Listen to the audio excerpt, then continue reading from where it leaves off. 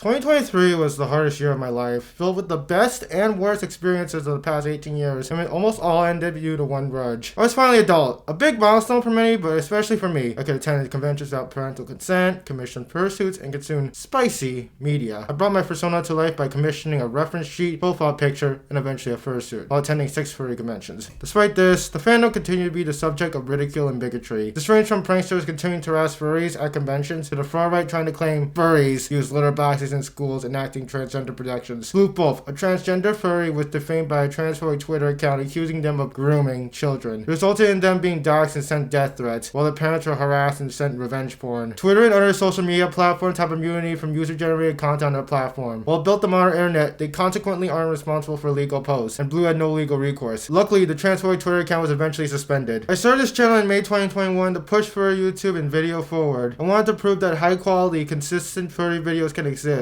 telling stories and uplifting the voices of the fandom. When we reached 1,000 subscribers in June, I was proud of myself and the community we built. I also graduated high school and was heading off to college in the fall. Meanwhile, I attended AnthroCon and interviewed furries to share their stories, pushing my channel forward. Right after Philadelphia, I moved into my college dorm, but it wasn't smooth sailing. Due to a lack of support for the transition, as food wasn't provided at the time, I vented to others. This resulted in a mental health check-in where college staff called the cops to send me to the hospital. During this time, there was a strike due to overworked staff that had been going on for a month. The replacement staff refused to accommodate me nor give me my medications, and even took my phone when I complained. This resulted in poor sleep and made it incredibly difficult to follow up with another check-in at 8 a.m. Even after I requested to move to the afternoon, they refused to schedule. At an event, I was standing next to the furry club and put out a water bottle next to it, posted a pen for falling. Someone accused me of harassing them and called the cops. I missed a week of class as a result, falling severely behind when I started attending. The professors didn't help, one being homophobic while another unprofessionally belittled me for not submitting assignments, despite describing my mental health struggles. The college also refused to maintain the building, stating that air conditioners were banned and threatened to remove them during a heat wave. There was a ceiling week that started on September 23rd and wasn't fixed for weeks. I was forced to withdraw on September 29th, the college refusing to acknowledge the lack of support for my mental and physical health. However, this wasn't the worst of it all, which I haven't been able to publicly talk about due to legal reasons. Not only traumatized me for months, but also my friends, family, and neighbors. It was done by another furry, someone I used to be friends with, someone who I thought had the decency to not repeat what happened with Blue Popes, but are still friends to today. If we want to make sure this doesn't happen to another furry, I need your help and listen to my story. Today, I'm telling the story of how Tripp's harassment and smear campaign led me to being swatted. On October 21st, Tripp tweeted accusing me of stalking with little context or evidence. Despite this, Twitter promoted a tweet, causing significant harassment against me. I quickly posted on the YouTube community tag acknowledging the accusations and ensured I was working on my response, apologizing and stating my side. 3 days later, on the 24th, that apology and statement was released. Long story short, I apologized to Tripp for my inappropriate conduct at Furry 2022. However, I denied stalking them, as I was attempting to make a picture with Blue Wolf, their friend who was also in the room next to mine. Tripp threatened to sue me as a minor, but never followed through with it, and I'm unsure whether I took a photo or video. It's unclear whether it would meet the legal definition of stalking, as it was one time, and no threats were made that could cause fear for a normal person. Tripp soon blocked me after, making me unable to respond to them. Meanwhile, apologizing to Blue Wolf after, they stated that I was fine. We were just freaked out about how you found us because it wasn't my room, haha. As a result, I've been cut off from multiple friends, often unwilling to listen to my side. I vented this to my friends on a private server, however, Tripp leaked it to the public. The server owner, who themselves were facing mental health issues, responded condemning the leaks. They acknowledged that I knew my actions were inappropriate. They respectfully messaged Tripp about this, unsure if they took the screenshots or were on the server. However, Tripp stopped reading after they made this all about themselves, and refused to hear my side, blocking them and others who asked for evidence. The accusations came 6 days before Furry 2023. I was worried there would be physical and or verbal threats against me at the con. Despite this, it didn't happen, and my presence was welcome there, having volunteered 9 hours. Tripp, unable to believe that I could change, attacked Furry